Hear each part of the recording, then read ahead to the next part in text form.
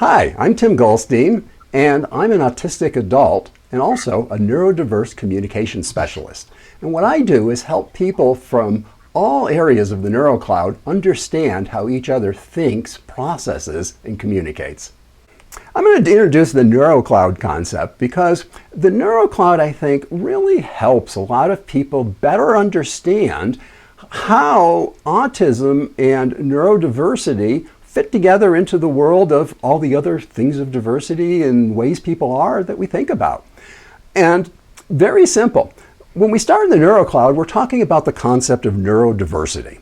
Neurodiversity is a very, very easy concept to understand. It's just like diversity. The only difference is we're looking at what goes on inside your brain being different versus your outside physical appearance or your birthright or something being different. So again, it's just like diversity. We're just saying people think in ranges of different ways for all different reasons, and those are normal. None of them are abnormal. They're all human ways to think. So we end up with what we call the neurocloud. And what this represents, every little dot and dash in color, is a different way a human can perceive, process, and think. So in the neurocloud are all humans. You cannot be human without being in the neurocloud.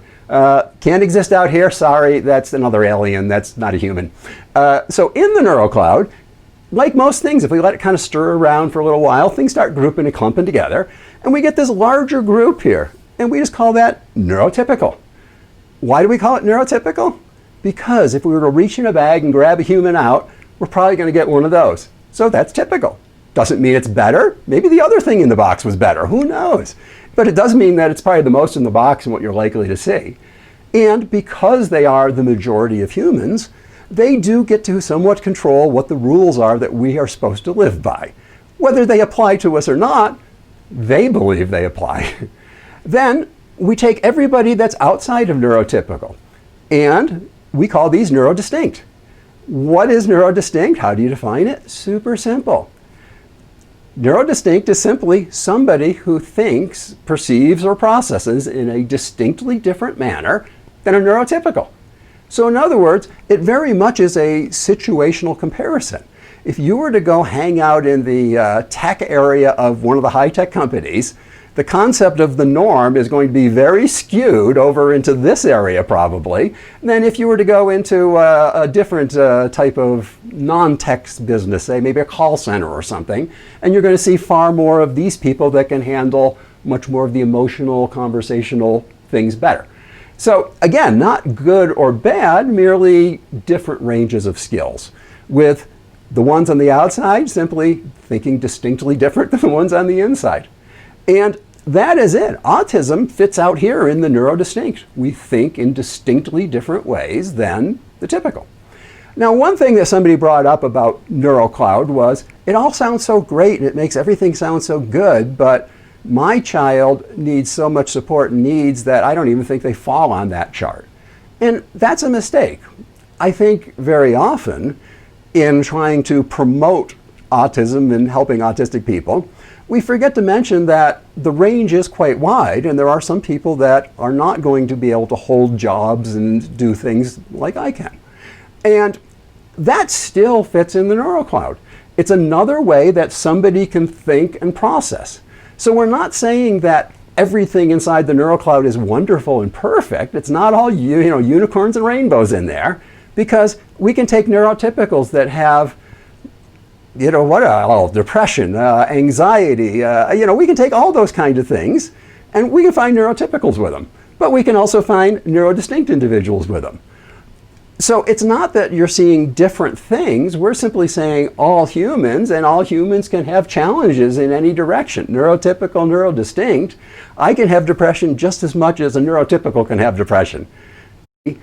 By using this neurodistinct and such model, we have diversity, neurodiversity.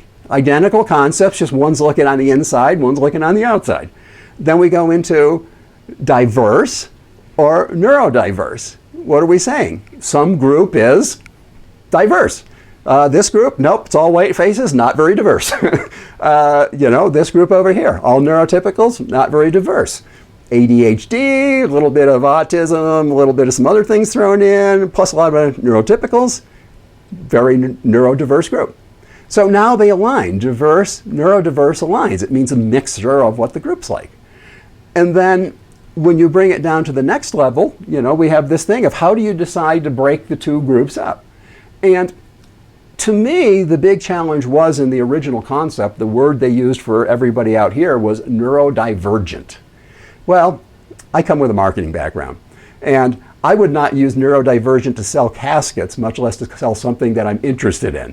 It is a nasty sounding word, and it makes people sound negative. I don't want to be talked about as being neurodivergent.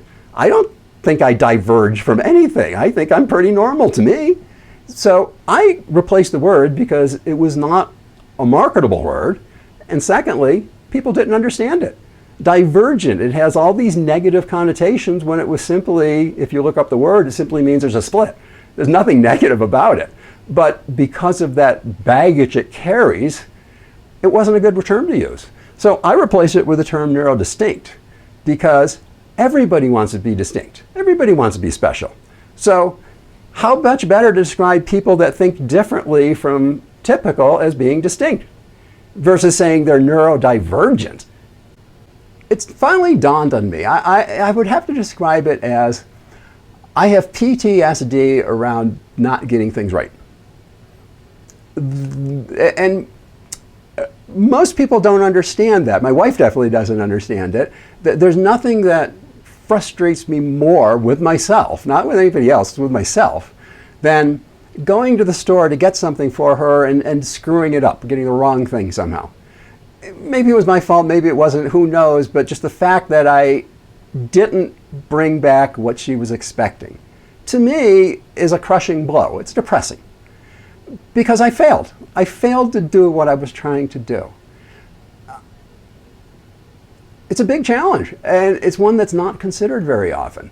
And as a matter of fact, as an adult, that's probably the biggest thing I face is constantly hearing that, no, that's wrong. That's not the way to do it. That's not what you should do. I think overall I'm a relatively competent person. I've accomplished relatively, number of things in my life. I guess I have a few accomplishments. But when I get done with the day, I actually feel like I'm useless and have no skills whatsoever because all I get to hear about is, you should have said this way. You should have written this way. That wasn't the way to do that. Continually, day in, day out, day in, day out. And to be honest, it gets to the point where you start going, is this even worth it? I'm ready to check out. So if you want to understand why in autism we do have a problem with suicide, just look at what you make us go through every day. And to be honest, I often think about it. I'm going to be straight up and honest with it. I have considered it, of just being worn out, sick and tired of just trying to do things right and never being able to get it right. Just feeling everything I do is wrong. The best things that people can do when they're trying to deal with an autistic individual and trying to avoid that making them feel as if nothing they do is the right thing, is acknowledging the reality. That's one of the things that I find very frequently does not happen. And to be honest with you, it's one of the best ways to push my hot button and get me to go off, is to deny my reality. It doesn't matter that my reality is not your reality. It's still real to me. And if I come to you as my manager or HR or, as the school teacher, just, whatever situation we're in, and I tell you it's XYZ and this is what's, going on.